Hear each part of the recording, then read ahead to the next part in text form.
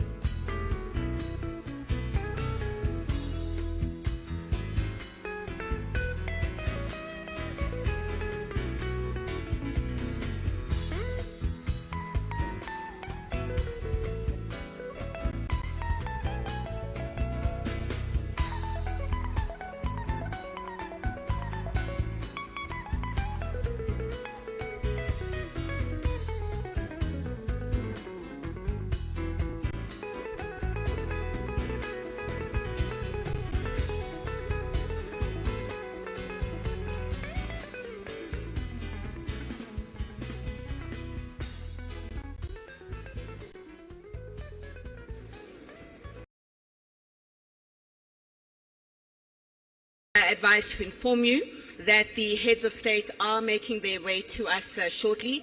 They are coming from different parts of the city, but they will be joining us in just a short while. Thank you.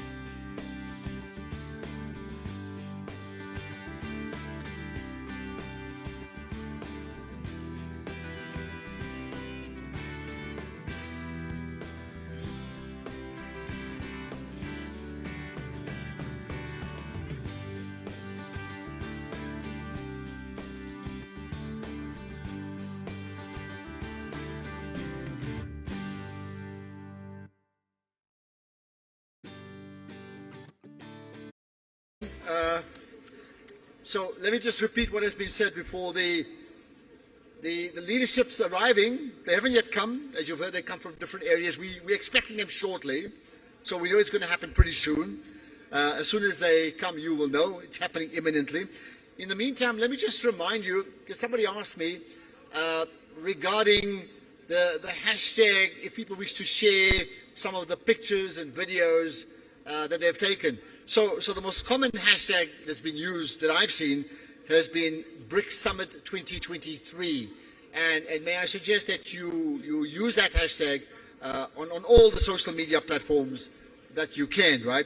And then one final thing, a person by the name of Arthur Zaman, if I've got the name right, Arthur Zaman, we have your wallet. Arthur Zaman, we have your wallet. I don't know how much money is in there, but we have your wallet.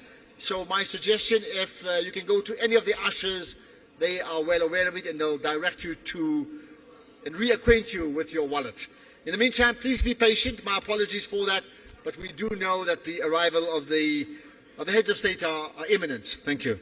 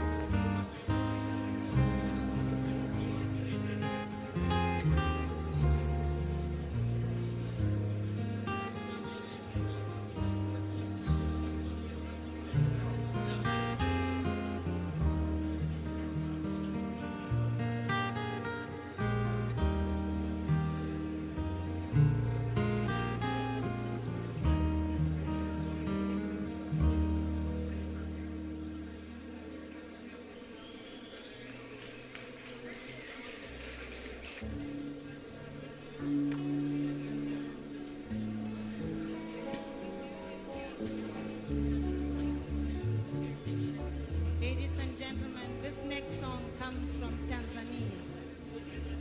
It's a song in Swahili, a love song. It simply says, Malaika nakupenda malaika, which simply means, I love you, my angel.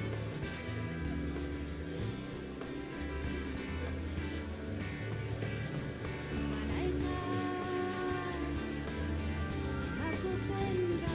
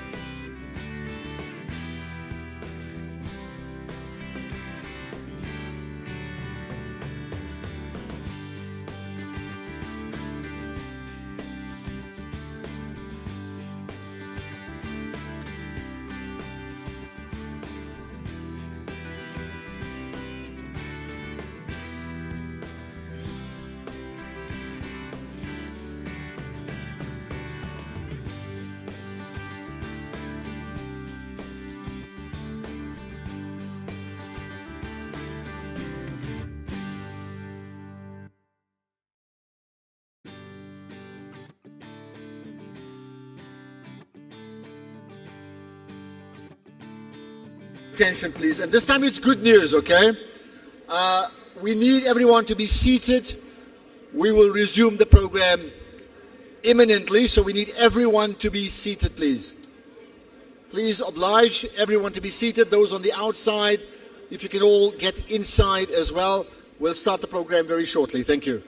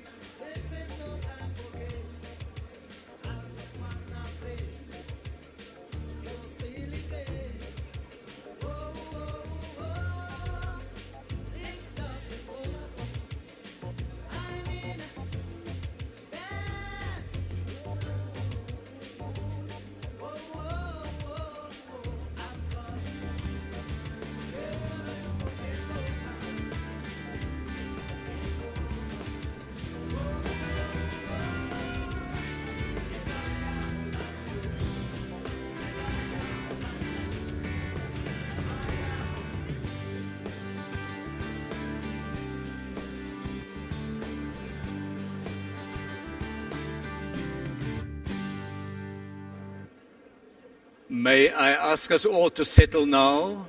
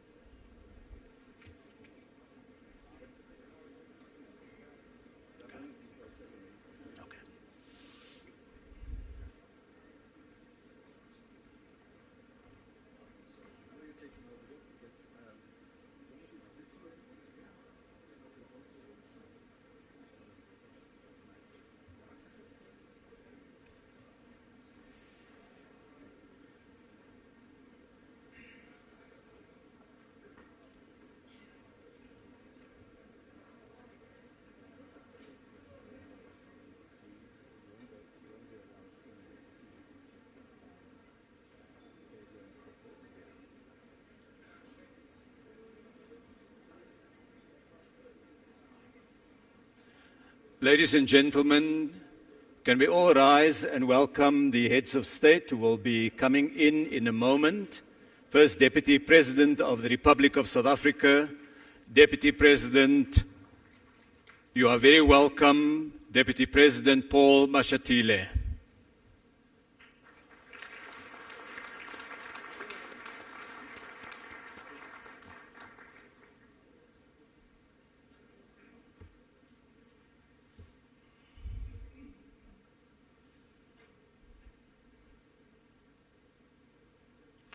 May I ask you to be seated?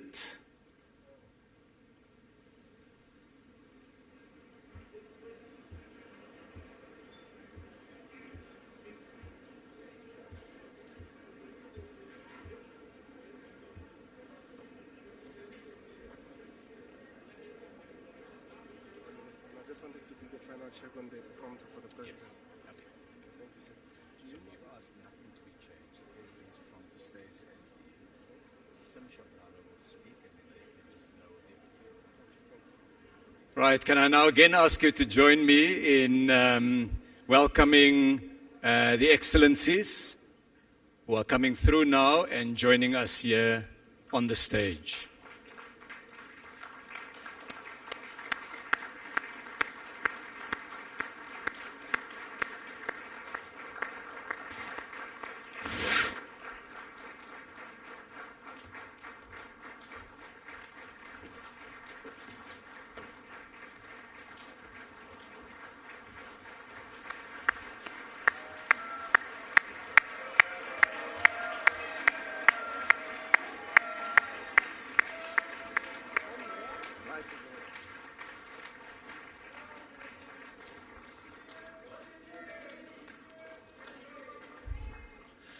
Thank you very much. We may all be seated now.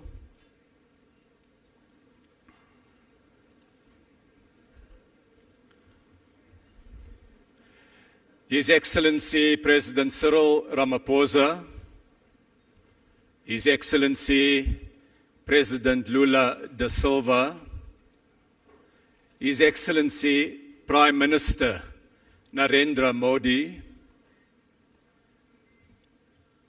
His Excellency Minister Wang Wentao, representing President Xi Jinping, Her Excellency Dilma Rousseff, President of the New Development Bank, His Excellency Deputy President Paul Mashatile, may I warmly welcome the Excellencies to this closing session of the BRICS Forum. Today the business community met, and we will receive a report on the discussions shortly. The discussions that dealt with the substance of the business forum. We will thereafter have the keynote addresses by the Excellencies.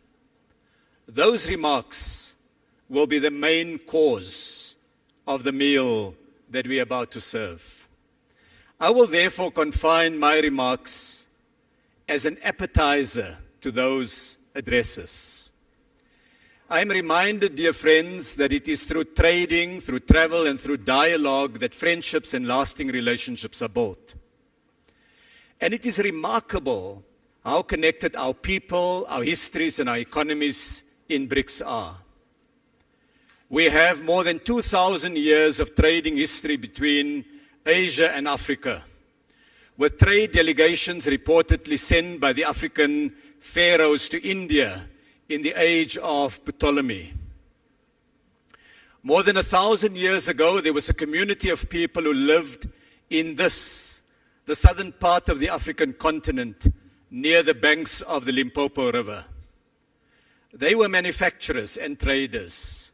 They were artists crafting the golden rhinoceros. They traded with the outside world, with India, Arabia, and China, selling ivory and gold, buying pottery from China and glass beads from Persia. They were the people of Mapungubwe. They traded with China during the Song dynasty. Later, During the Ming Dynasty, the great admiral Zhong He undertook voyages of discovery with a fleet of 300 ships and 28,000 crew, which traveled to the eastern part of the African continent. And they saw the great African trading cities of Sofala and Mogadishu and Mombasa, Africans trading with the world. The age of colonialism saw the first European settlements in South Africa as a refreshment station for the ships en route to India and the Spice Islands of Indonesia. Our histories converged as large land masses were colonized. Indian enslaved people were brought from the Malabar coast to South Africa in the 1600s and 1700s. And later in the mid-1800s, large numbers of Indian indentured laborers were brought to develop South Africa's our sugar industry, leaving a permanent mark in our demographic mix. And Mahatma Gandhi cut his political teeth here in South Africa.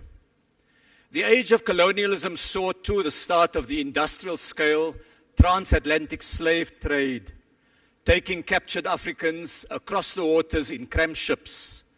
And the modern state of Brazil emerged from that continent of the civilization of the Aztecs, the Mayas, and the Incas. And the spirit of Africa is alive in Brazilian culture, the warmth of its people, the music, and the samba that had its origins in Angola and Congo. And Russian history too contains connections. The great Russian writer Alexander Pushkin's great-grandfather was an African, Ibrahim Petrovich Ganibal, abducted from Cameroon, taken via Constantinople, and eventually taken to Russia, where he became a nobleman. During the struggle against apartheid, many South Africans stayed in Russia, in China, in India, and as with many other parts of the world, we received material assistance in the struggle for freedom in our land. And so we are connected by history, but not only by history. Today we look forward to matters relating to the future. Today's event is held in the industrial heartland of the African continent, an economy with major industrial strengths in traditional sectors, but also with technologies in the space and satellite economy, in the digital sector, in new green technologies, in advanced manufacturing. Ladies, gentlemen, friends, a major industrial exhibition is being held nearby at Gallagher Estate, showcasing products from more than 240 firms, with 20 other African countries participating, together with the 5 BRICS partners. I urge those who have not been there, visit it. We held a manufacturing forum which provided a platform for discussion on green industrialization, on electric vehicle and battery production, playing to Africa's strengths in critical minerals. Excellencies, today the business community spent the full morning in deep discussion about investment, about trade, and about technical cooperation. It is my pleasure, therefore, to invite Mr. Sim Shabalala, the CEO of the Standard Bank Group of South Africa, to summarize the main outcomes and give his reflections. And I invite Sim to take the podium. Please, you have the floor.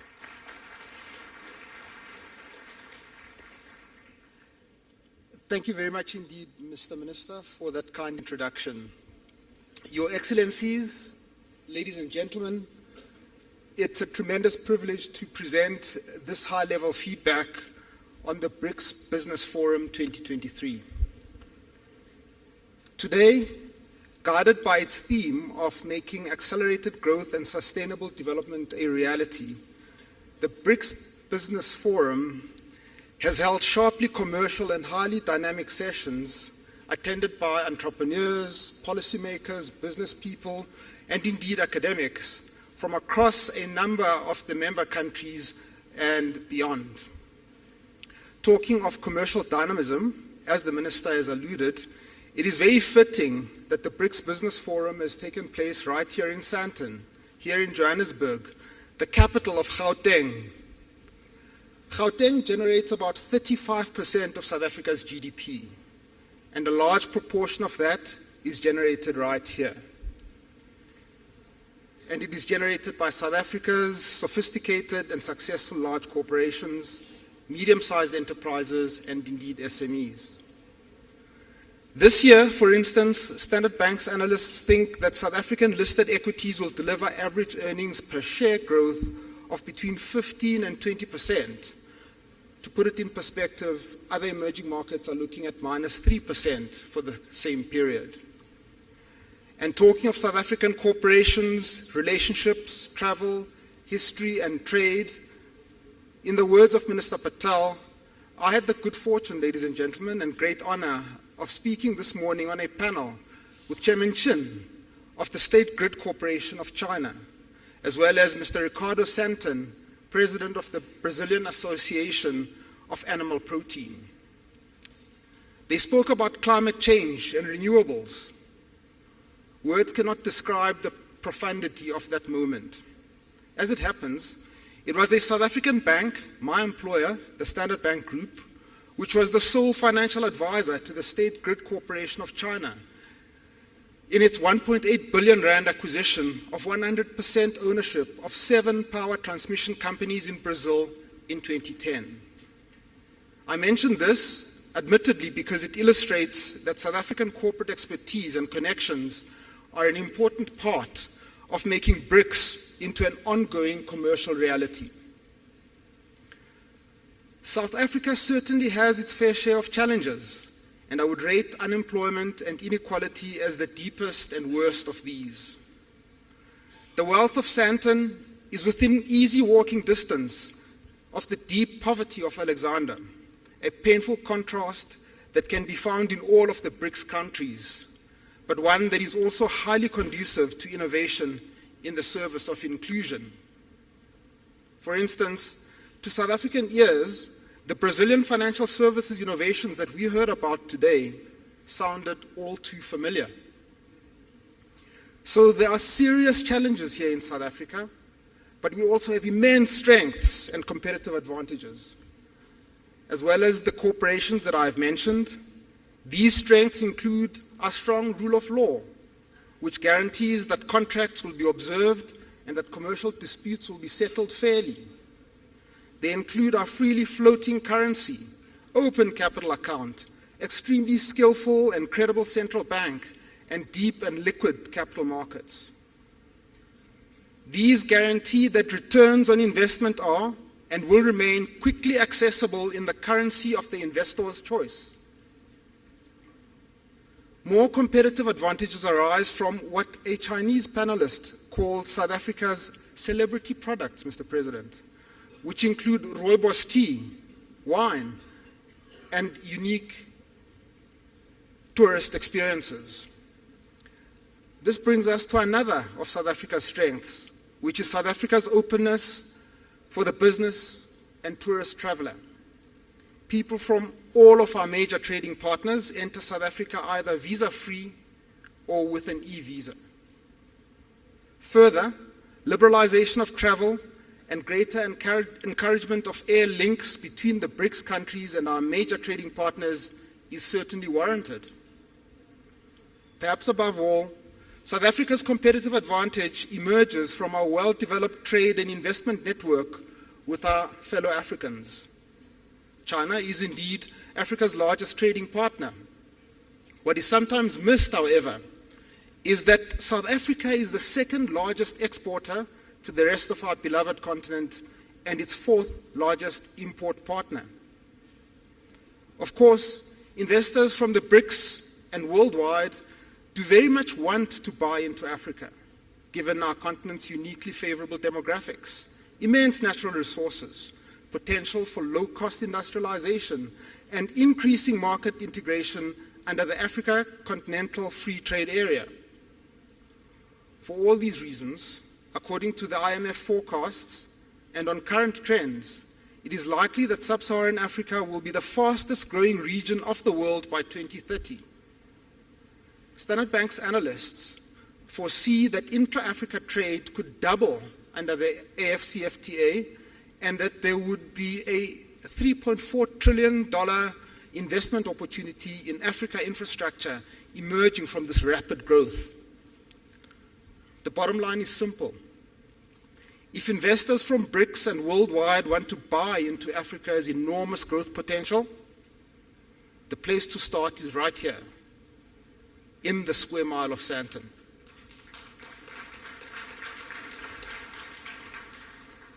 Today's discussions have examined current intra-BRICS trade and investment trends and explored tangible solutions to unlocking further trade and investment opportunities in the BRICS nations and worldwide.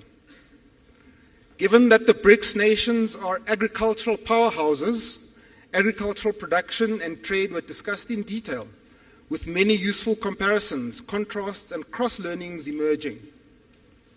Participants were firmly of the view that much room exists for improvement across the BRICS nations regarding agricultural trade and market access. The same is true of Africa in general. Given the investments and the right policy environment, Africa can become the breadbasket of the world during this century, what Mr. Motsepe called the African century. Another important topic was the just transition. A participant argued, a just transition refers to shifting towards a sustainable and inclusive economy characterized by both social equity and environmental sustainability. Renewable energy is an enormous opportunity for public sector collaboration and private sector investment and trade right across the BRICS and beyond. The theme of entrepreneurship featured strongly. A vibrant SME sector is often the most efficient way to create jobs. And some SMEs become unicorns and even mighty multinationals such as BYD and Tencent of China.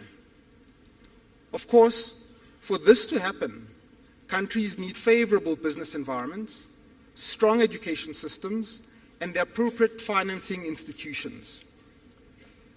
Participants further argued that opening up market access to entrepreneurs across all BRICS presents an exciting opportunity to foster trade and job creation, and this again highlights the value of strong travel links and appropriate visa regimes. Within the general theme of entrepreneurship, there was much discussion of the role of fintechs, an area in which BRICS countries have already established a great deal of expertise and success.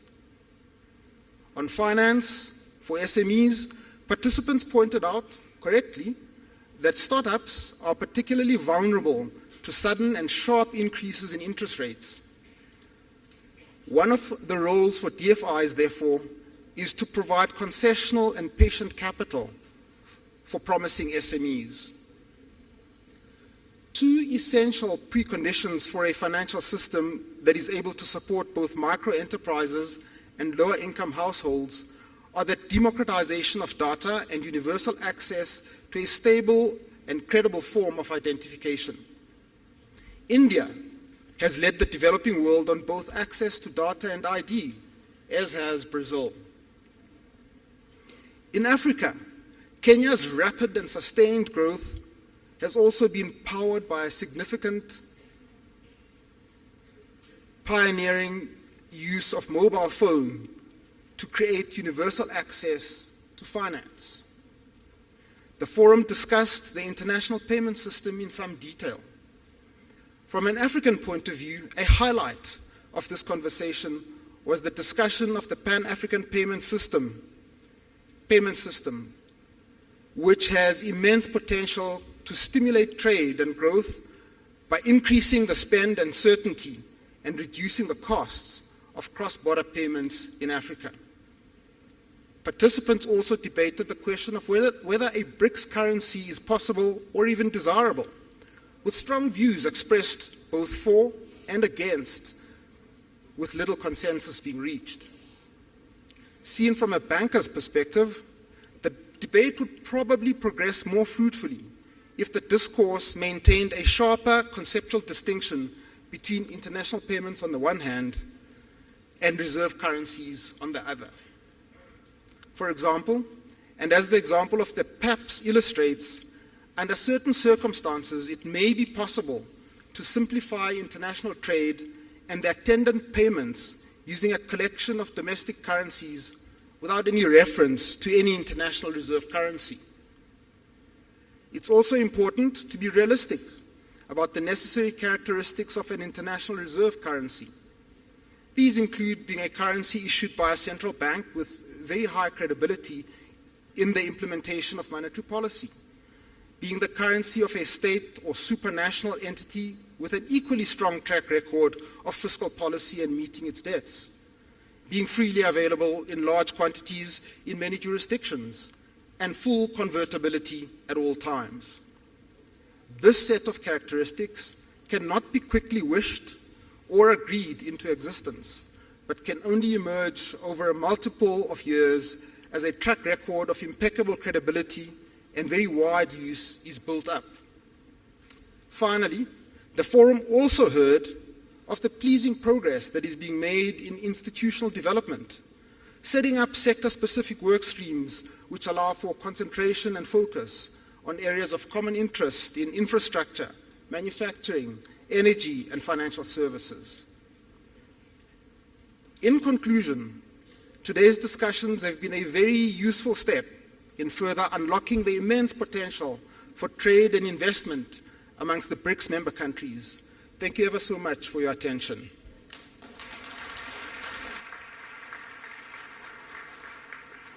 I'd like to thank Sim Shabalala for that report on behalf of the business community. I'd also like to welcome a large number of esteemed guests and delegates, members of cabinet from a number of different countries, heads of the BRICS Business Council chapters, ambassadors and high commissioners. It's now my pleasure to invite the President of the Republic of South Africa, our host, who has inspired us with a vision of Africa and her place in the world.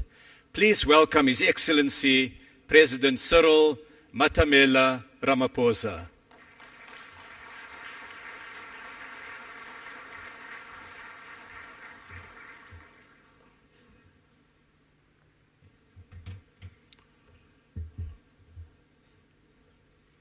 Thank you, Program Director, Minister Ibrahim Patel, Your Excellency President Luis Lula da Silva, Your Excellency Prime Minister Narendra Modi,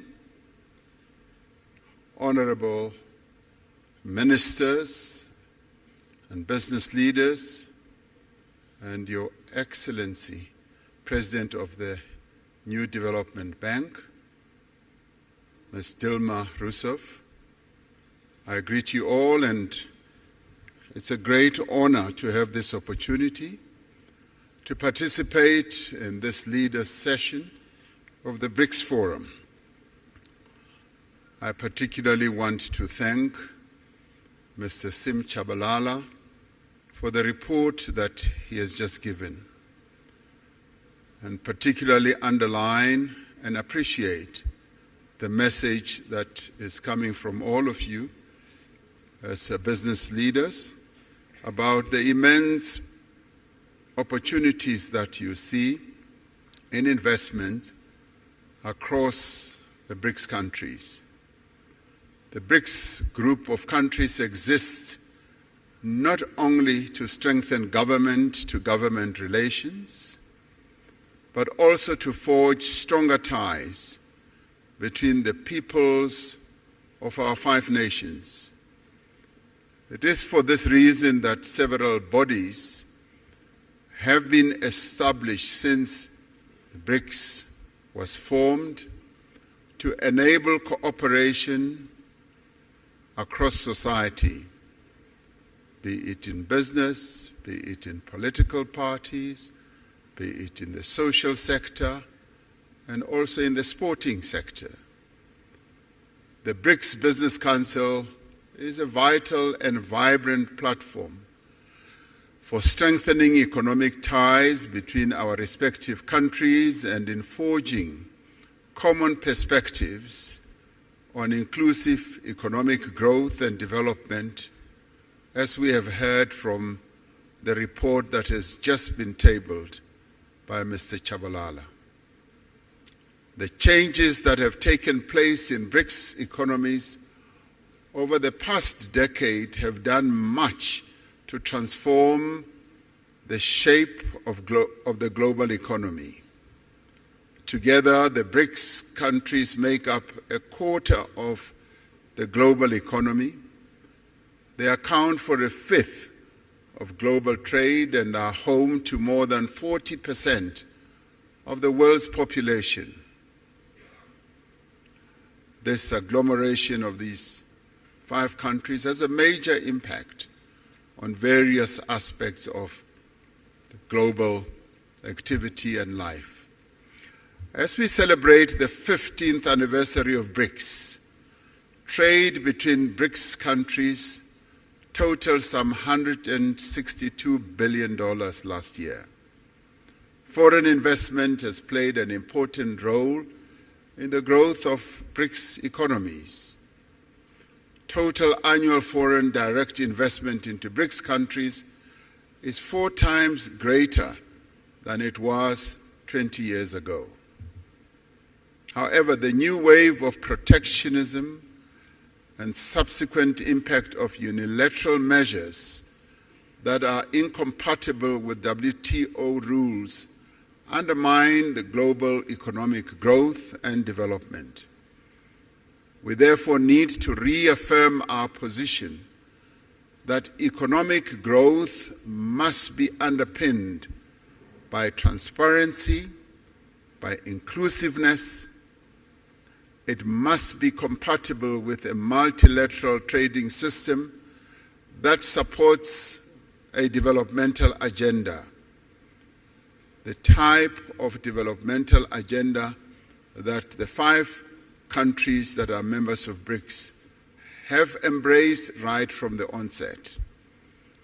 We require a fundamental reform of the global financial institutions so that they can be more agile and responsive to the challenges facing developing economies. In this respect, the new development bank, established by BRICS countries in 2015, is leading the way. Since its formation, it has demonstrated its ability to mobilize resources for infrastructure and sustainable development in emerging economies without conditionalities. Earlier, before coming into this session, I was speaking to the president of the New Development Bank, and she was outlining to me how ready and willing the New Development Bank is in terms of supporting the development agendas of various countries.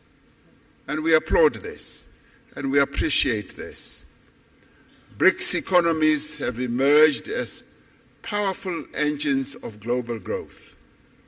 Yet the rapid economic, technological, social changes underway create new risks for areas such as employment, equality, as well as poverty in many of the BRICS countries. It is quite heartwarming to hear you as business people, as one listened to Mr. Chabalala's report, also focusing on issues such as poverty reduction and elimination, and inequality as well. It isn't often that you hear such very positive and forward-looking messages from the business community.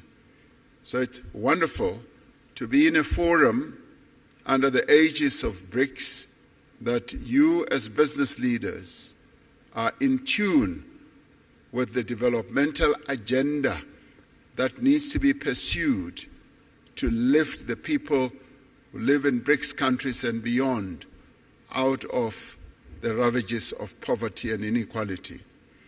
We therefore call on the business community to join hands with us to identify solutions to these and many other challenges affecting our respective economies. From a South African perspective, there is massive untapped potential for investment in our country and indeed on the African continent as well. In recognition of this potential, the theme for this 15th BRICS Summit is BRICS and Africa, the partnership for mutually accelerated growth, sustainable development, and inclusive multilateralism. Africa is a continent of great opportunity in industrialization process in a variety of sectors. This continent is rich in the critical minerals that will drive business success in the 21st century. The continent has resources of lithium, vanadium, cobalt, platinum, palladium, nickel, copper, rare earth minerals, rhodium, and many others. And these are the minerals that abound and are driving economic activity across the world.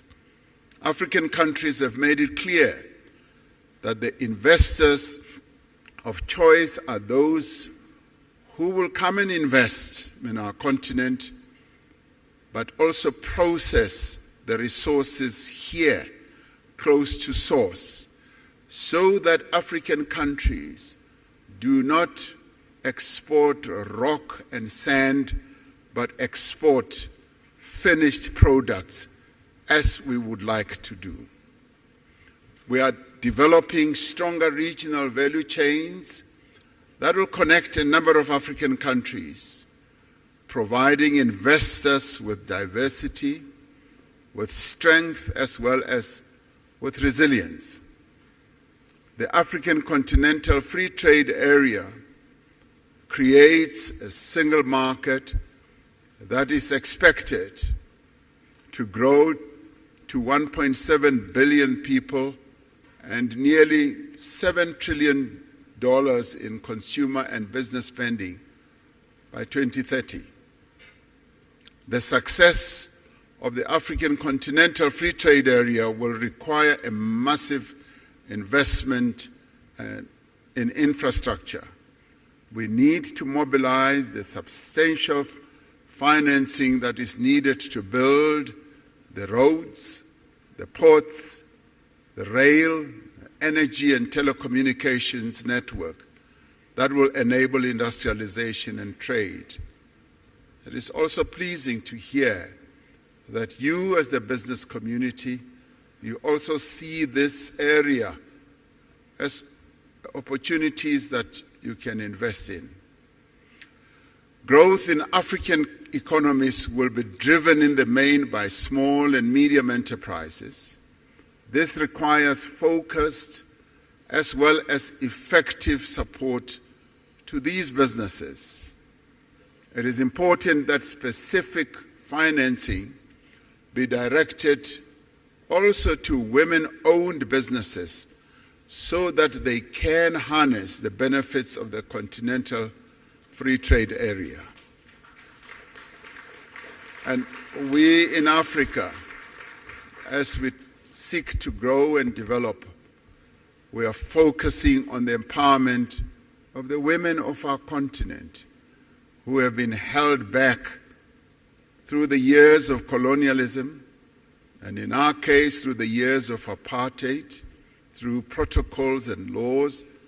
And we are saying we need to free the women of our continent so that they can trade, so that they can be in business and grow the economies of our various countries.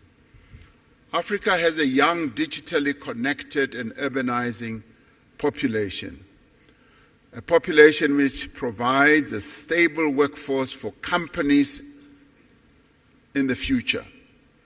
The investment in skills development is continuing to grow.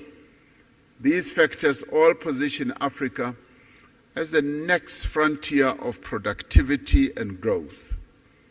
The BRICS countries have an opportunity to contribute to and participate in Africa's growth story.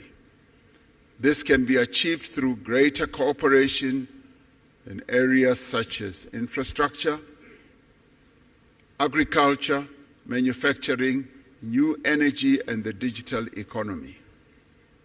I was pleased to hear that these are also areas that you as business people are focusing on.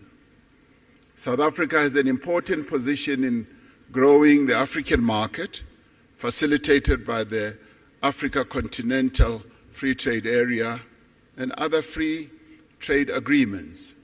South Africa's industrial strength, our mineral endowments, and our large market opportunities provides a compelling value proposition for companies wanting to establish their businesses here. South Africa has significant industrial capacity with Africa's most advanced industrial innovation and fabrication base. Firms that have invested here recognize that South Africa has deep local capital markets and strong financial systems. We have a diverse and sophisticated economy, and this country possesses world-class infrastructure, skills, abundant natural resources, industrial clusters, and a host of incentives to support investment. And many investment and partnership opportunities exist in renewable energy, in infrastructure, in aquaculture, in ICT, automotives, pharmaceuticals, and advanced manufacturing, amongst others. It is clear from the report that we have just received that this has been a very productive business forum. And I'd like, as I end, to commend the BRICS Business Council, the respective ministers from the BRICS countries and officials, and all business leaders who have made a meaningful contribution for the success of this business forum, and to have all of you, almost 1,500, I'm told, to have this, what I see as a very successful business forum. I sincerely hope that your participation in this BRICS Business Forum will yield the productive outcomes that are required for us to catapult BRICS economies towards a more equitable and accelerated growth. In 2 hours or so, the BRICS leaders will sit together in a retreat to discuss a number of BRICS-related matters, and one of those is the expansion of BRICS. A number of countries, some of which are represented here, are seeking to be part of this BRICS family. And we appreciate that. It goes to show that the BRICS family is growing in its importance, in its stature, and also in its influence in the world. And we will be taking into account the various desires of various countries to be part of BRICS. So we hope to take into account the report of your discussions here as well as we consider the way forward with BRICS. Your participation here really strengthens the BRICS story. It confirms that BRICS is an important player in the geopolitical and economic architecture of the world. And so we hope that it will continue to be so. Thank you very much for participating. We thank you.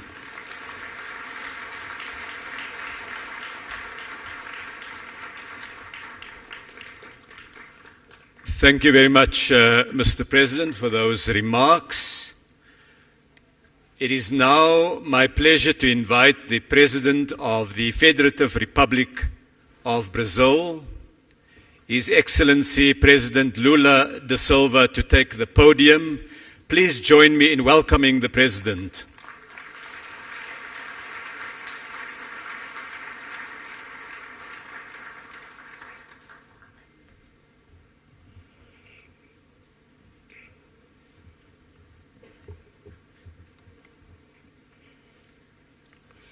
Gostaria de cumprimentar o presidente Ramaphosa, presidente da África do Sul. President of South Gostaria de Africa. I'd cumprimentar also like os to ministros.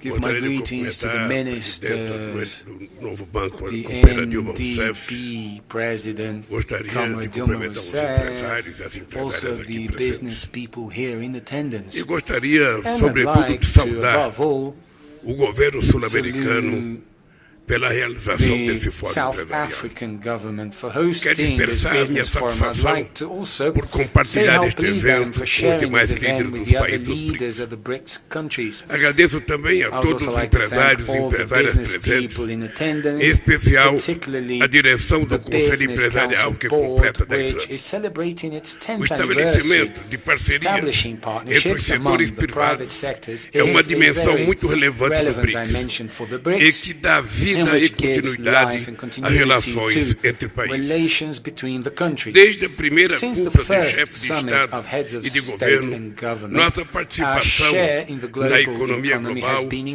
se increasing. ampliando.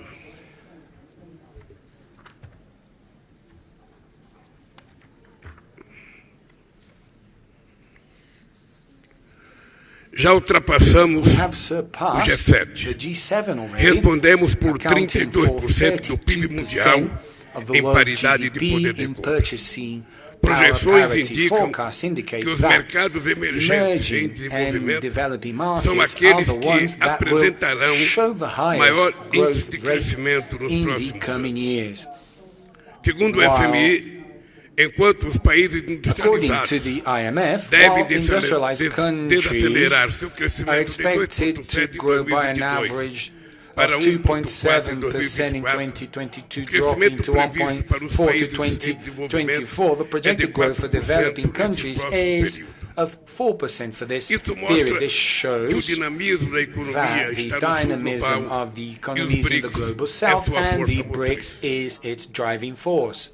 O estoque de investimento externo Brazil's direto dos BRICS The no BRICS, Brasil cresceu 167% international entre foreign 2012 e stock 2021, increased atingindo 370% 34,2 between bilhões de 2022 Hoje, and 2029 and 2022, and in today almost 400 companies from the bloc operate in Brazil. After the 6 years of standing still, Brazil is going to create quality jobs again, it's going to fight poverty again, and will increase the income of Brazilian families.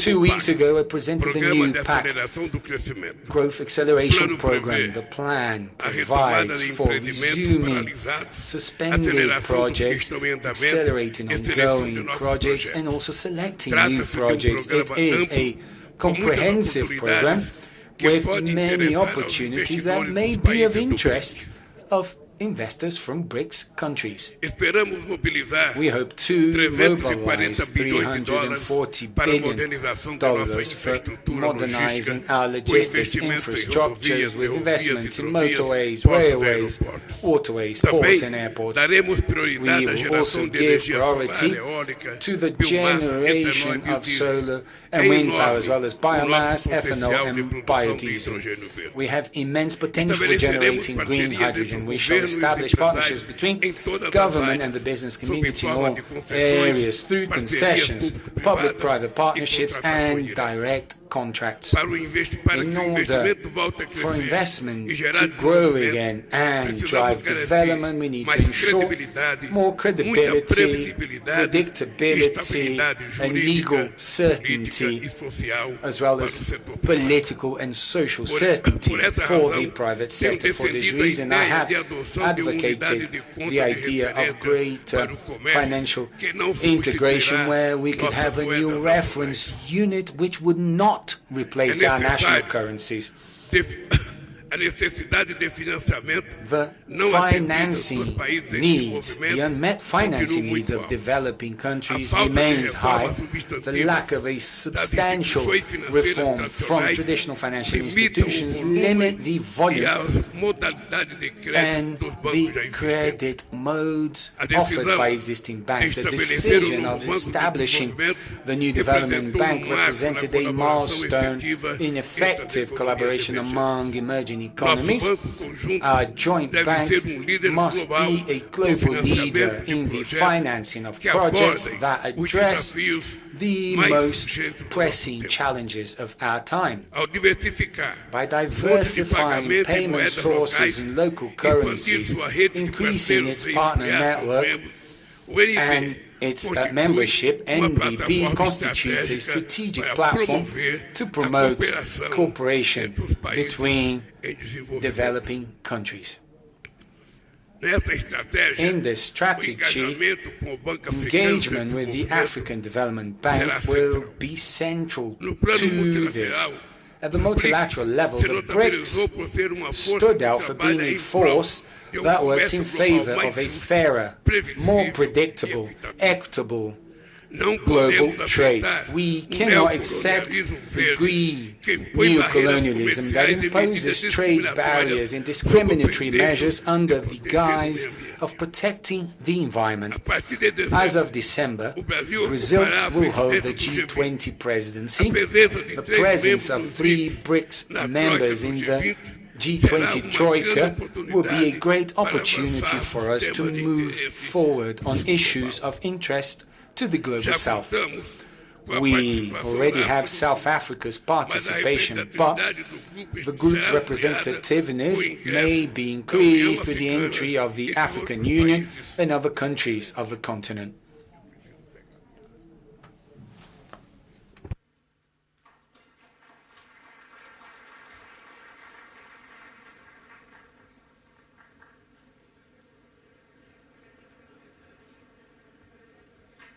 Is just a water break.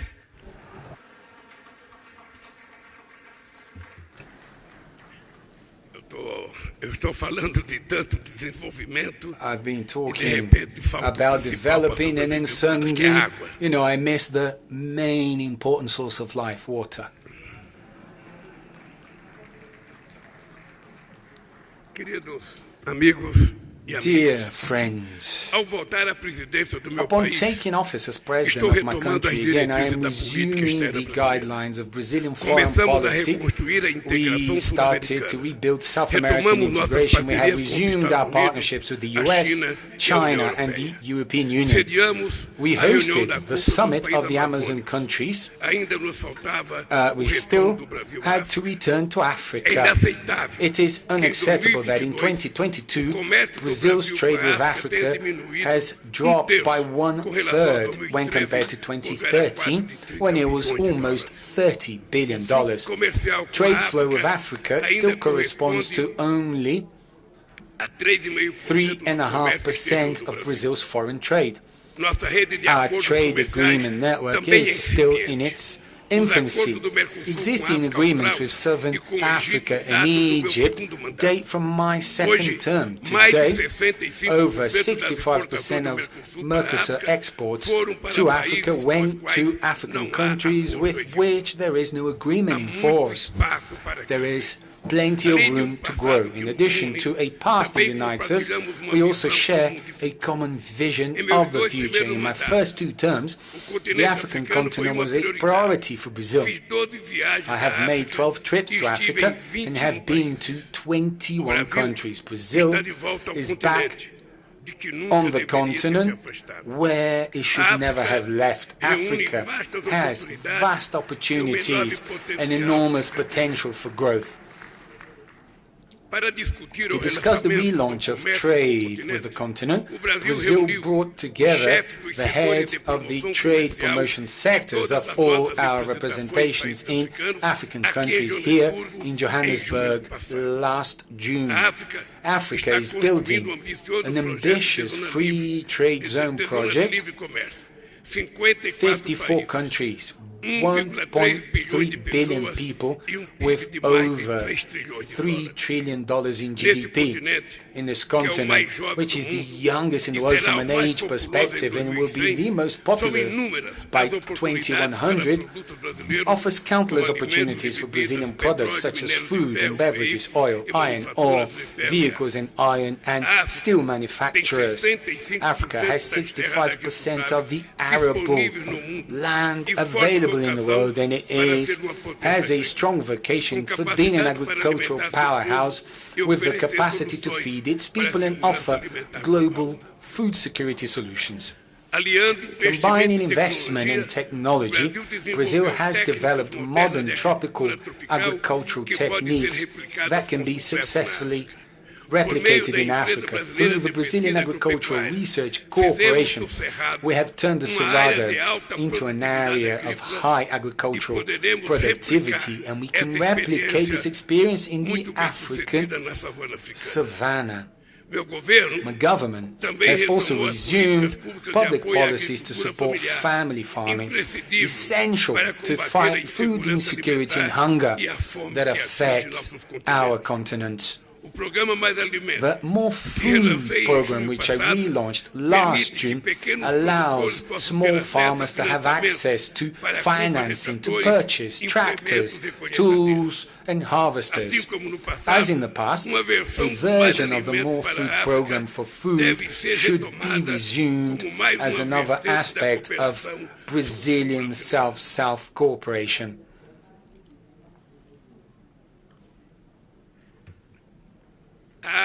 Africa is also at the heart of the digital and energy transitions.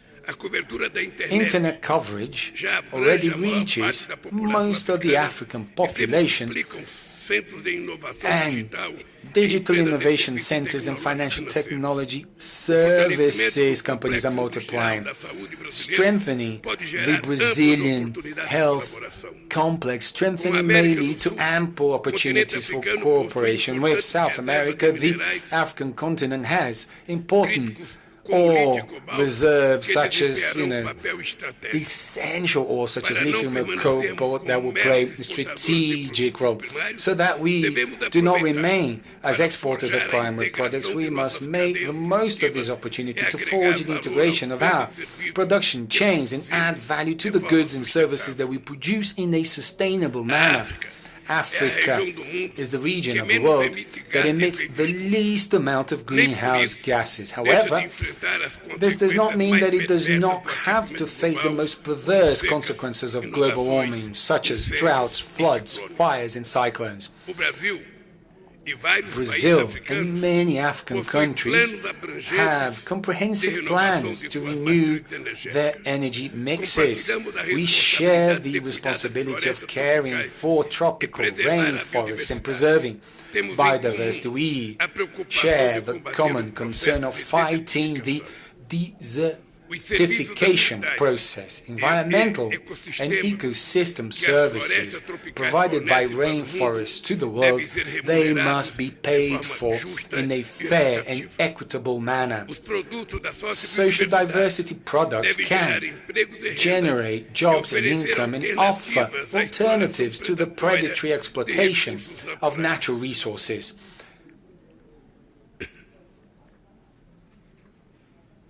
These are the pillars of the ecological transition plan that we will launch soon. For our economic and productive integration to flourish, it will be necessary to increase sea and air connections between the two sides of the Atlantic. It is inexplicable that we do not have direct flights between São Paulo and Johannesburg, Cairo or Dakar, essential for increasing the flow of people, trade and tourism.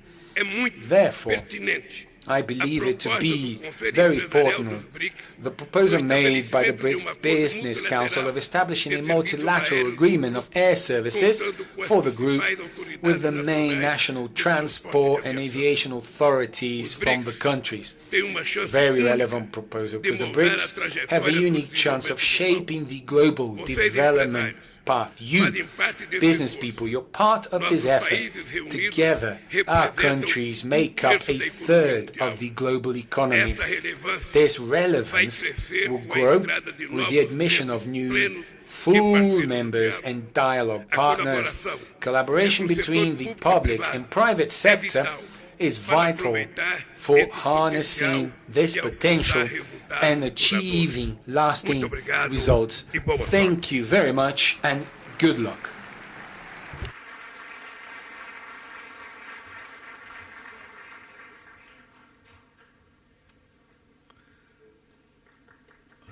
Obrigado. I thank His Excellency President Lula da Silva. Our next speaker is the President of the Russian Federation, His Excellency President Vladimir Putin, who, while he's not able to be with us, will address us via video. I now ask that the video recording be started.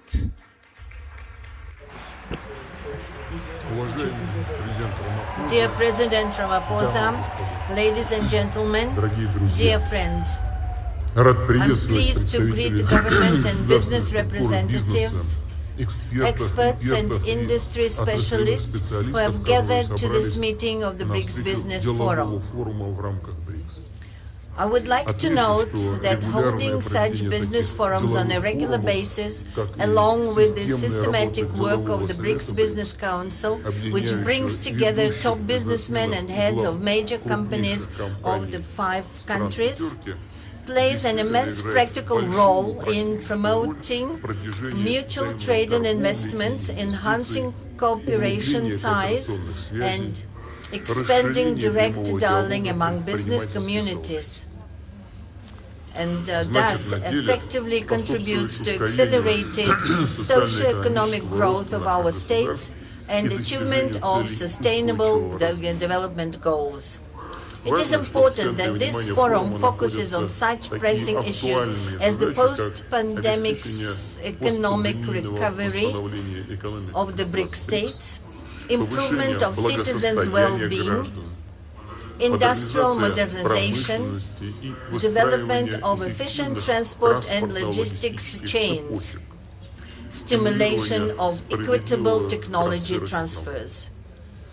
These challenges and complex tasks have to be dealt with amidst the increasing volatility in stock, currency, energy and food markets, coupled with strong inflationary pressures stemming from, inter alia, the irresponsible large-scale money emission by a number of countries seeking to mitigate the effects of the pandemic, which has led to the accumulation of private and public debt.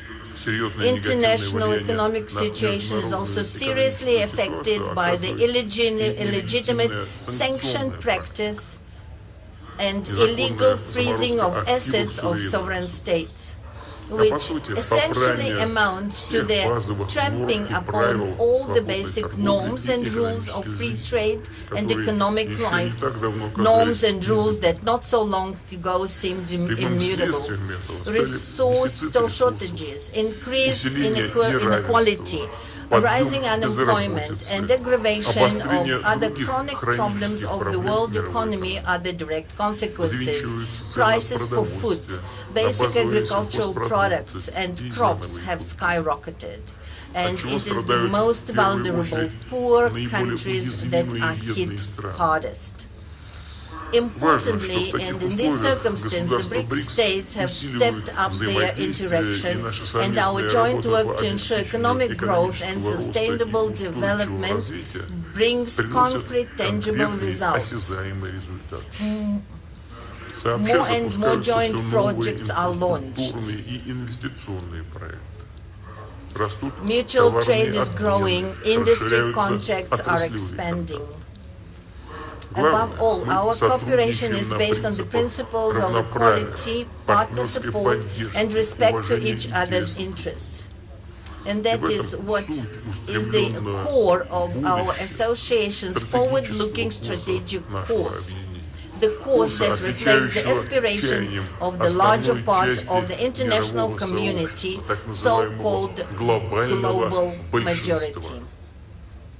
The figures speak for themselves. Over the last decade, mutual investments among BRICS states have increased sixfold. Their overall investment in global economy have doubled, and their total exports have reached 20% of the world's exports. As for Russia, the trade volume with the BRICS partners has increased by 40.5%, and reaching the record of 230, even more than 230 billion. And the first half of this year, it grew by 35.6% as compared with the same period in 2022, and it reached $134.7 billion US. I would also like to point out that the share of the BRICS countries with their population totaling more than 3 billion people now accounts to nearly 26% of the global GDP. And our 5 countries are ahead of G7 in terms of purchasing power parity, with 35.1% against 30% forecast for 2023. The objectives and irreversible process of de-dollarization of our economic ties is gaining pace. We are working to fine-tune effective mechanisms of mutual settlements and monetary and financial control. As a result, the share of US dollar export and import operations within BRICS is declining. Last year, it was only 28.7%. In fact, this summit is to discuss the entire range of issues related to the transition to national currencies in all areas of economic cooperation between our 5 nations. The new BRICS Development Bank, which has already become a credible alternative to existing Western development institutions, has a great role to play in these efforts. It is only natural that enhancing connectivity and creating new resilient transport routes has become a shared priority in cooperation between our 5 countries. In this context, the BRICS Business Council's initiative to elaborate modern intermodal logistics solutions and develop railway transport corridors is of particular importance. For this part, Russia actively works to redirect its traffic and logistics flows to reliable foreign partners, including BRICS states. Our flagship projects include the Northern Sea route and the new international North-South transport corridor. These 2 major transport routes aim to provide the shortest and most cost-effective trade routes to link major industrial, agricultural, energy hubs with consumer markets. With regards to the Northern Sea route, I would like to emphasize that Russia has already adopted and launched a large-scale, multi-year plan to develop its infrastructure. We intend to build fuel terminals, hub ports, to ensure connections with the road and rail transport. Icebreaking fleet is expanding, first of all by commissioning nuclear-powered vessels that have no analog in the world. As for the North-South transport corridor, it will connect Russian ports of the northern seas and the Baltic and with offshore terminals in the Persian Gulf and Indian Ocean, thereby providing opportunities to increase cargo transportation between Eurasian and African countries. Besides, this will certainly give impetus to developing new industrial, trade, and logistics facilities along those routes. Russia stands for greater cooperation within the BRICS on reliable and uninterrupted supplies of energy and food resources to the world market. We are consistently increasing supplies of fuel, agricultural products, and fertilizers to countries of the global south and making a significant contribution to strengthening global food and energy security, addressing acute humanitarian issues, and fighting hunger and poverty in the countries in need. All these issues, in particular, were discussed in depth at the recent Russia-Africa summit. For example, last year, trade in agricultural products between Russia and African states grew by 10% and amounted to $6.7 billion. In January-June this year, it increased by another record 60%. Our country is and will remain a responsible supplier of food to the African continent. Russian grain exports to Africa amounted to 11.5 billion tons in 2022 and almost 10 million tons in the first 6 months of 2023. And this is despite the unlawful sanctions imposed on us that seriously hinder the export of Russian food products and complicate transport, logistics, insurance, and bank payments. Russia is being deliberately obstructed in the supply of grain and fertilizers abroad, and at the same time we are hypocritically blamed for the current crisis situation in the world market. This has been clearly seen in the implementation of the so-called grain deal, concluded with the participation of UN Secretariat and initially aimed at ensuring global food security, reducing the threat of hunger, and providing aid to the poorest countries. We have repeatedly drawn attention to the fact that in a year under the deal, a total of 32 million tons of cargo has been exported from Ukraine, of which over 70% have reached high and upper middle income countries, including the European Union, first of all, and only about 3% have gone to the least developed countries, less than 1 million tons. None of the terms of the so-called deal concerning the lifting of sanctions imposed on Russian exports of grain and fertilizers to world market have been fulfilled. Obligations to Russia in this regard have been simply ignored. Even our free transfer of mineral fertilizers blocked in European ports have been obstructed. In fact, that is a purely humanitarian campaign that should not, in principle, be subject to any sanctions. With these facts in mind, since 18 July, we have refused to further extend the so-called deal, and we will be ready to get back to it, but to get back only if all obligations to the Russian side are truly fulfilled. I have repeatedly said that our country has the capacity to replace Ukrainian grain, both commercially and as free aid to needy countries, especially especially since our harvest is again expected to be perfect this year. As a first step, we have decided to graciously provide six African countries 25 to 50,000 tons of grain, each with free delivery of these cargoes. Negotiations with the partners are going to an end. Among the priority lines of interactions, we see also further coordination of the approaches of the BRICS participants on the subject of supporting small and medium-sized enterprises.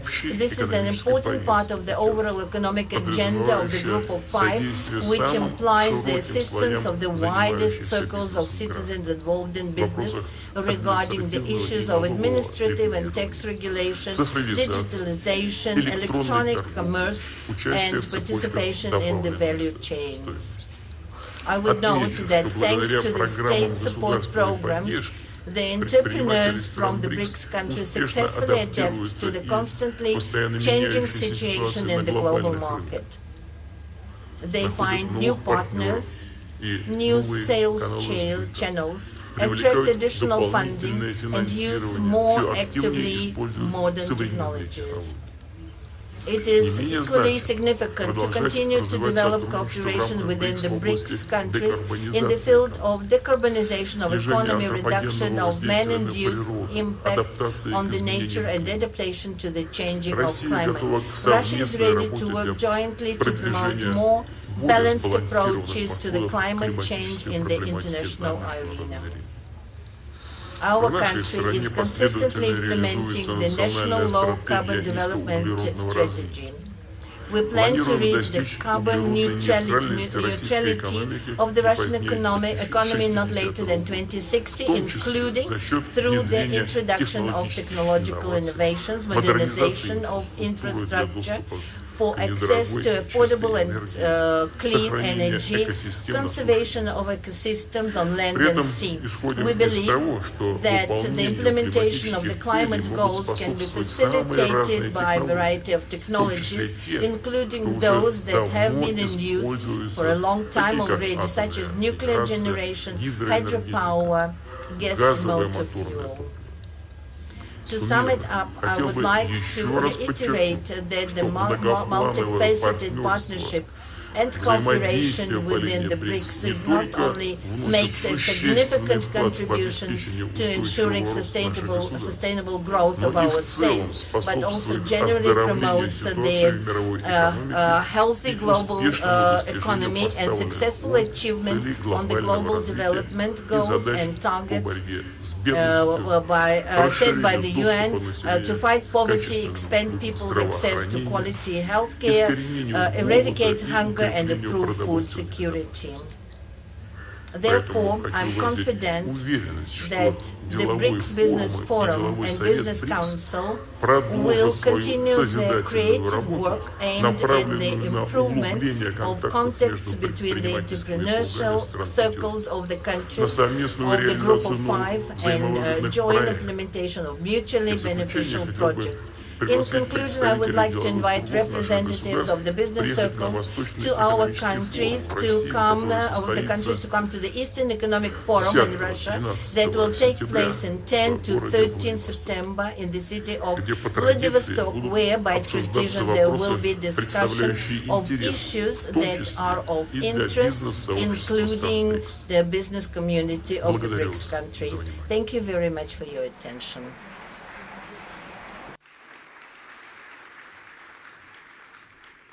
Spasibo. I thank the President for his remarks. It's now my pleasure to invite the Prime Minister of the Republic of India, His Excellency Prime Minister Modi, to take the podium. Please join me in welcoming the Prime Minister.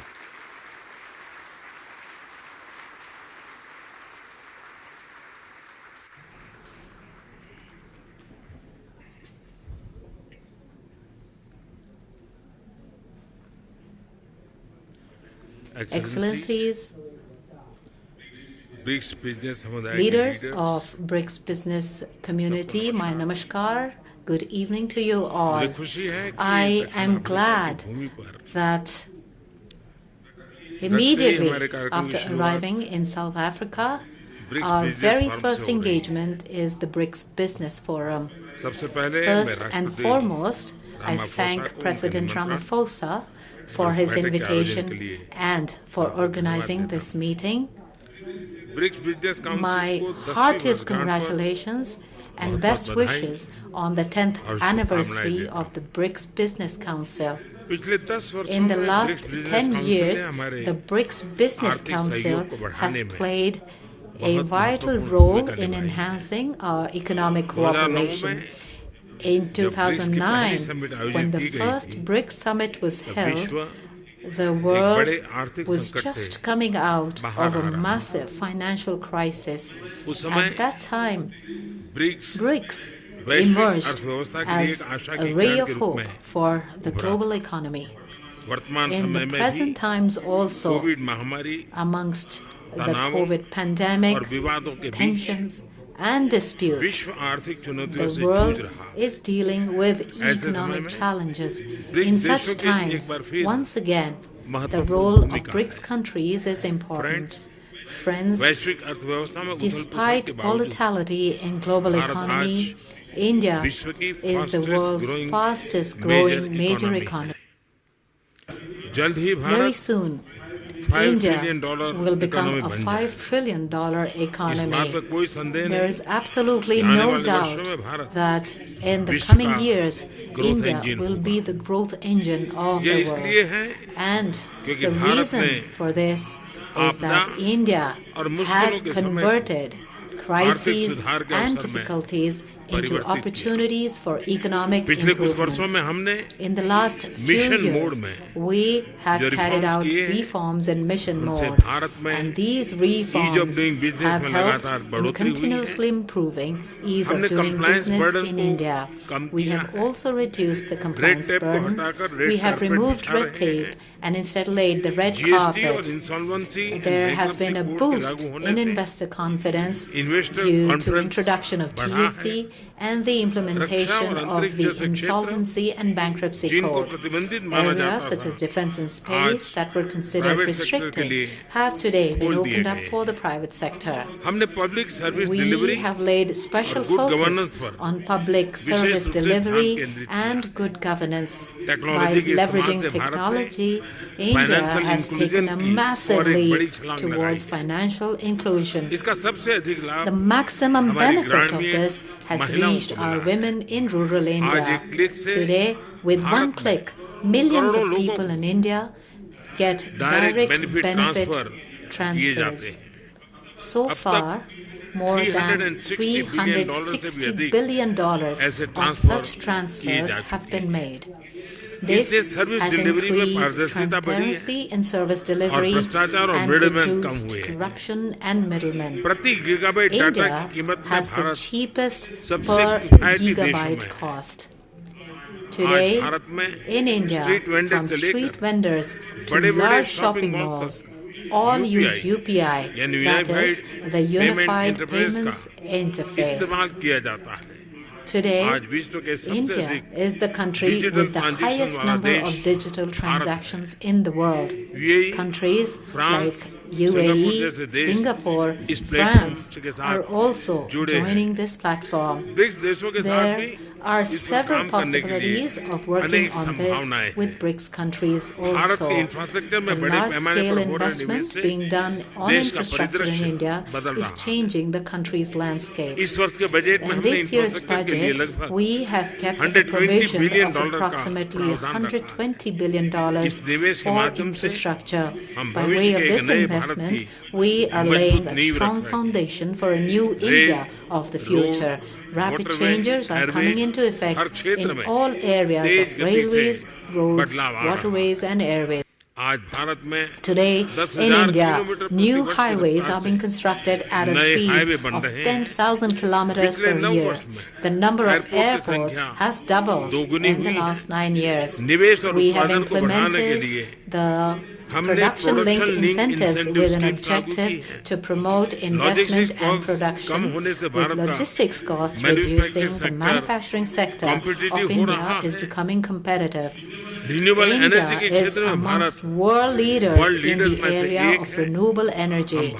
We are taking active steps to make India a global manufacturing hub in areas such as solar energy, wind energy, electric vehicles, green hydrogen, green ammonia. It is but natural that with this, India will become a huge market for renewable technology. Today, India has the world's third largest startup ecosystem.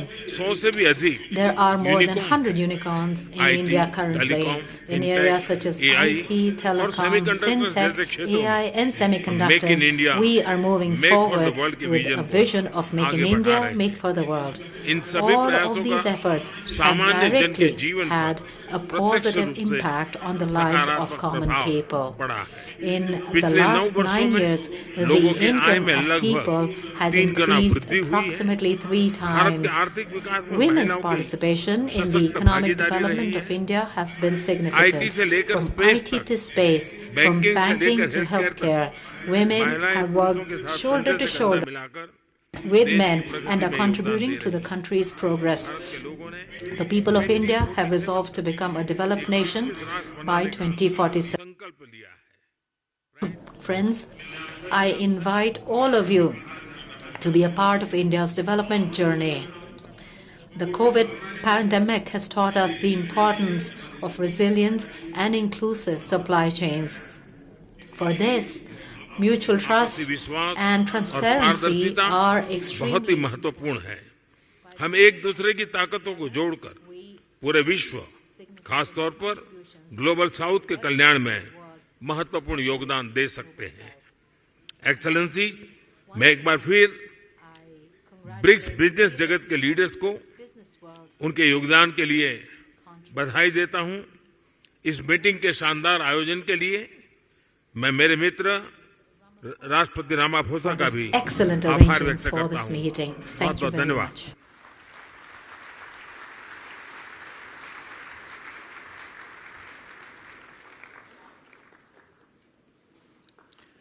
I'd like to thank the Prime Minister, Danyavad. Thank you.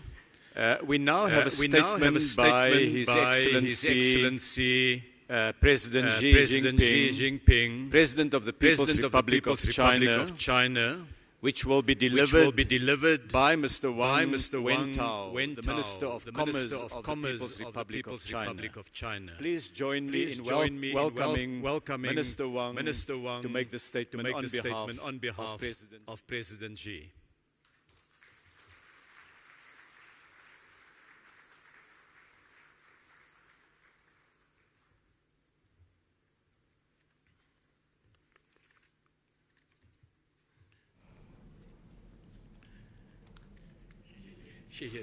Thank you, Minister Patel.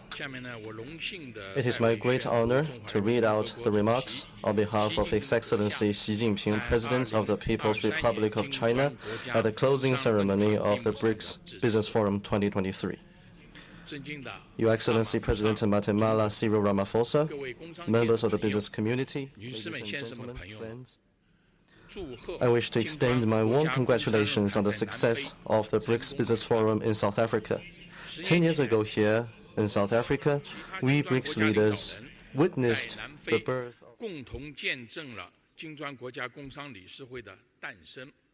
10年来，金砖国家工商界不忘初心，把握机遇，深化合作，为金砖各国经济社会发展做出了积极贡献，也为世界经济增长注入了正能量。当前世界之变、时代之变、历史之变正在以前所未有的方式展开，人类社会走到了关键的档口，是坚持合作与融合，还是走向分裂与对抗？是携手维护和平稳定，还是滑向新冷战的深渊？是开放包容中走向繁荣，还是在霸道霸凌中陷入萧条？是在交流与互鉴中增进互信，还是让傲慢与偏见蒙蔽良知？历史的钟摆朝向何方，取决于我们的抉择。顺利而举，宜为利；背势而动，难为功。过去几十年，人类取得了经济发展和社会进步的显著成果，就是因为吸取了2次世界大战和冷战的教训，顺应了经济全球化的历史潮流，开辟了开放发展、合作共赢的人间正道。当今世界是一荣俱荣、一损俱损的命运共同体，各国人民期盼的不是新冷战，不是小圈子，而是一个持久和平、普遍安全的世界，一个共同繁荣、开放包容、清洁美丽的世界。这是历史前进的逻辑，时代发展的逻辑。10年前，我提出构建人类命运共同体，推动各国把我们共同生活的地球建成一个和睦的大家庭。面对风高浪急甚至惊涛骇浪的考验，各国要秉持正确的世界观、历史观、大局观，把构建人类命运共同体的理念转化为行动，愿景转化为现实。我们要促进共同发展繁荣。新兴市场国家和发展中国家大多数是从殖民主义的历史泥淖中走出来的，我们历经千辛万苦，付出巨大牺牲，获得了民主独立，不断探索符合自身国情的发展道路。我们所做的一切，说到底就是要让人民过上幸福的生活。但是有的国家不甘心摄取其霸权地位，对新兴市场国家和发展中国家肆意围堵打压，谁发展得好就要遏制谁，谁赶上来了就要使绊子。我曾多次说，吹灭别人的灯并不会让自己更加光明。每个国家都有发展的权利，各国人民都有追求幸福生活的自由。我提出全球发展倡议，就是推动国际社会走共同发展之路，重整联合国2030年可持续发展议程。在各国支持下，全球发展倡议日益走深走实，各领域合作项目繁荣蓬勃开展。中方愿同各国一道，加快推进倡议合作，强化全球发展动能，全面深入推动世贸组织改革，应对共同挑战，增进各国人民福祉。我们要努力实现普遍安全。这些年世界很不太平，不少国家和地区饱经战乱，人民颠沛流离。国际社会迫切希望消除冲突和战争的根源，找到世界长治久安的根本之策。事实表明，不断扩大军事同盟，拓展自身势力范围，挤压别国安全空间，必将造成安全困境，导致各国都不安全。只有坚持共同综合合作可持续的新安全观，才能走出一条普遍安全之路。去年我提出全球安全倡议，已获得100多个国家和国际组织支持。中方愿同各方一道，推动全球安全倡议落地生根，坚持对话而不对抗，结伴而不结盟，共赢而非零和，携手打造安全共同体。我们要坚持文明交流互鉴，一朵鲜花打扮不出美丽的春天，百花齐放才能让世界春色满园。多姿多彩是人类文明的本色，正因为各国历史文化制度不尽相同，才需要交流互鉴，取长补短，共同进步。是以鼓噪所谓的民主和威权、自由和专制的两元对立，只能造成世界隔离、文明冲突。我提出全球文明倡议，强调促进世界文明多样性，弘扬人类共同价值，加强人文交流合作。中方欢迎各国积极参与倡议合作，促进不同文明百家争鸣、百花齐放，打破交流壁垒，赓续人类文明的薪火。女士们、先生们、朋友们，变化者，天地之自然。当今时代，以金砖国家为代表的新兴市场国家和发展中国家群体性崛起，正从根本上改变世界的版图。新兴市场国家和发展中国家过去20年对世界经济增长的贡献率高达80%。过去40年，国民生产总值从全球占比24%增值40%以上。青山遮不住，必经东流去。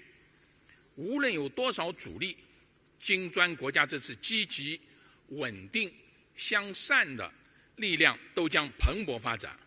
我们将不断深化金砖战略伙伴关系，拓展金砖加模式，积极推进扩员进程，深化同其他新兴市场国家和发展中国家团结合作，推进世界多极化和国际关系民主化，推动国际秩序朝着更加公正合理的方向发展。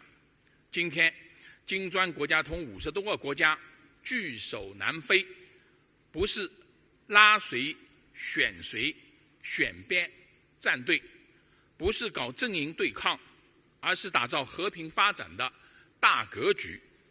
我高兴看到20多个国家正叩响金砖的大门，中方真诚欢迎大家加入金砖合作机制。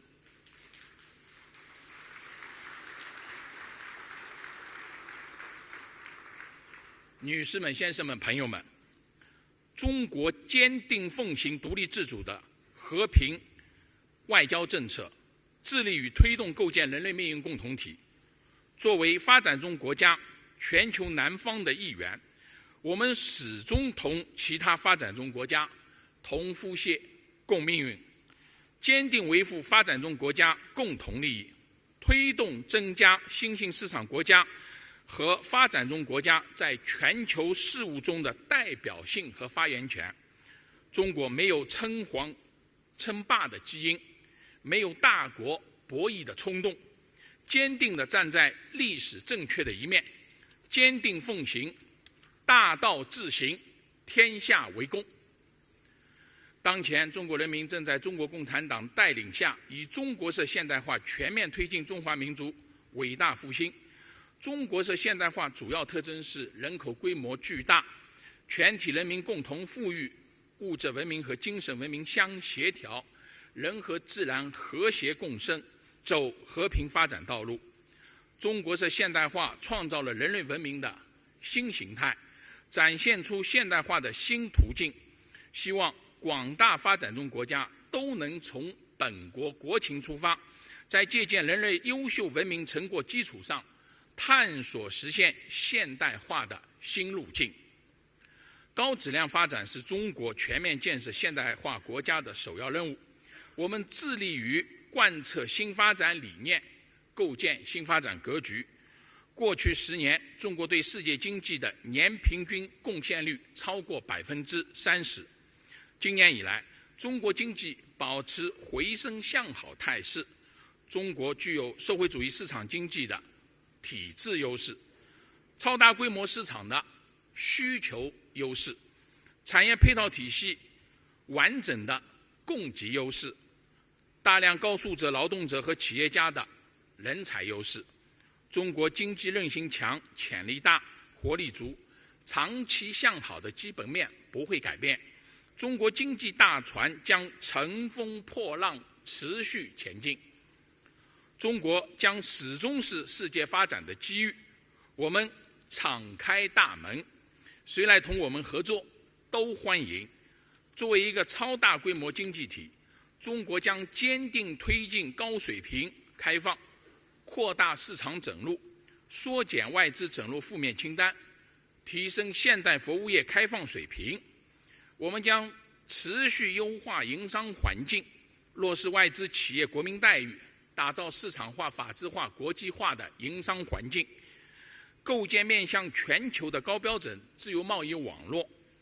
我们将持续推进生态文明建设，加快建设美丽中国，积极稳妥推进碳达峰、碳中和，促进经济社会发展全面绿色转型。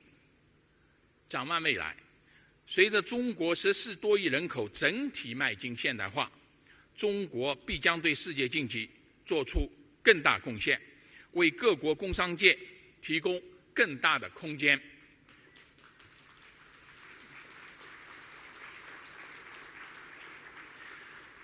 女士们、先生们、朋友们，围棋艰巨，所以伟大；围棋艰巨，更显荣光。只要我们团结一心，加强合作，就无惧前进道路上的任何风险挑战，就一定能推动人类发展的巨人驶向更加光明的未来。谢谢大家。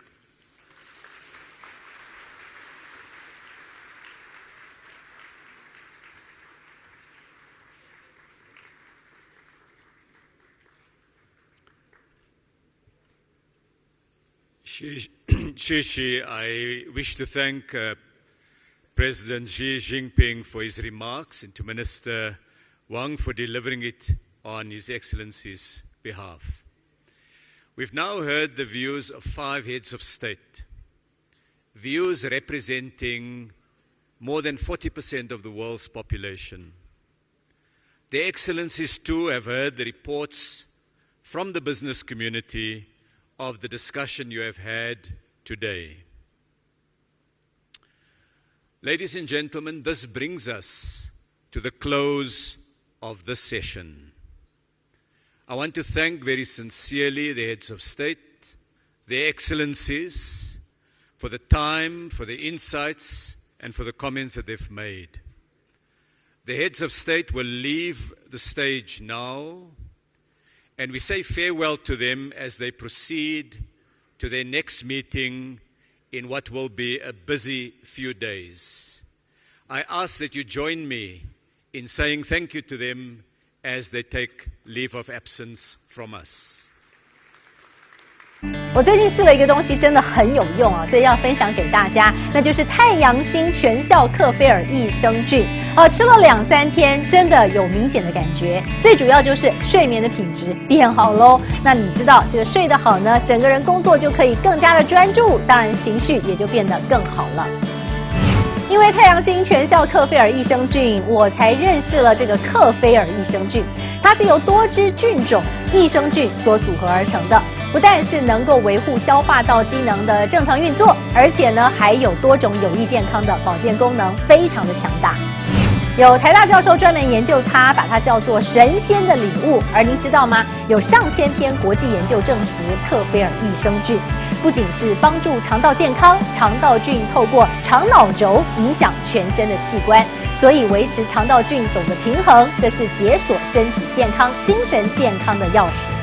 对于帮助睡眠、维持好情绪，真的是很有感。也因为这不是药，有季节敏感、代谢困扰、关心恶性细胞风险的好朋友们，选择太阳星全效克菲尔益生菌，做好日常的保养，身体轻轻松松，没有负担。每日克菲尔，时刻美好 ，Good Feel Good， 请上快点购为健康下单，也记得输入推荐码，有额外的折扣哦。